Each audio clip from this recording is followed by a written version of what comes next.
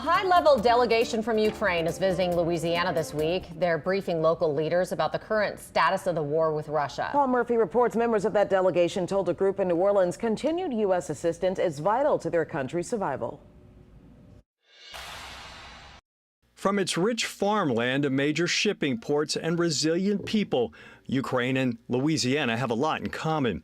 The war-torn country is relying on those ties and the democratic values they share with the U.S. for continued support in the nearly two-year conflict with Russia. Pavio Ungurian is a former member of the Ukrainian parliament.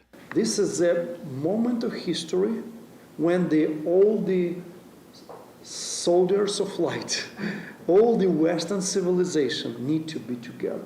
Thursday, a delegation from Ukraine visited New Orleans to brief local business and elected leaders. This comes at a time when international attention has shifted to the conflict in the Middle East.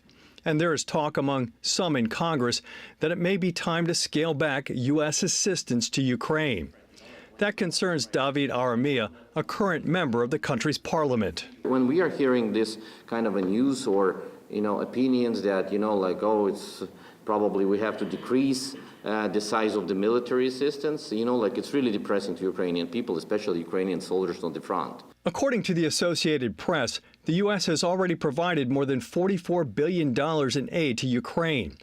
Parliament member Olena Kondratiuk said her country is basically insolvent as a direct result of the Russian invasion. I know that if it weren't for the U.S. financial support, Ukraine's government would have collapsed, leading to Russian winning the war. City and state lawmakers pledged their support. I just want you to know we stand in solidarity with you all, and anything we can do, name it, and we're there, but it's partnership every step of the way. Paul Murphy, WWL, Louisiana.